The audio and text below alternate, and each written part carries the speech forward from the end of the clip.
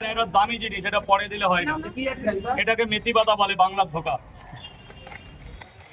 খরচা আছে, এই দেখো। রাজুদা, এত মশলা অ্যাড করলেন কি তরকারিটা আরো স্বাদের জন্য? না, তো তরকারিটা বেটার রাখার জন্য। যেটাতে এখানে আমি বানিয়ে বেচছি না, এটা আমি এখানে রেখে বেচছি। স্বাদ যা হওয়ার, আলু সেদ্ধর সময় স্বাদ হয়ে গেছে। 7 কিলোকে পরে মশলা দিলে হয়। যেহেতু আমি এখানে এটা বানাচ্ছি না, এটা আমি 2 ঘন্টা 4 ঘন্টা রেখে দিচ্ছি যাতে এর ইমিউনিটি পাওয়ারটা বেশি থাকে, এই জন্য, আর কিছুই না। এটা কি মেথি পাতা? এটা কোম্পানির মেথি পাতা দাদা, এটার অন্যরকম মেথি পাতা। রাজুদা, তুমি কেমন আছো? নিতাই সরকার। নিতাই দাদা, খুব ভালো আছি। আপনি কেমন আছেন? আপনাকে গুড মর্নিং। একদিন আসবেন আমার এখানে।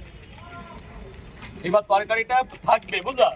যারা পার্সোনালি নিয়ে যাবে তাদের জন্য একদম বেটার। তাদের জন্য 2-4 ঘন্টা 5 ঘন্টা কোনো কথা বলতে হবে না। এই জন্য এই মশলাগুলো দেওয়া যায় তরকারিটাকে যাতে ধরিয়ে রাখতে পারে। তরকারি মাছের ঝোল যখন বাড়িতে রেখে দিই আমরা, কিন্তু রাতের খাবারটা তুলে রেখে দিই যাতে মাছের ঝোলটা ভালো থাকে।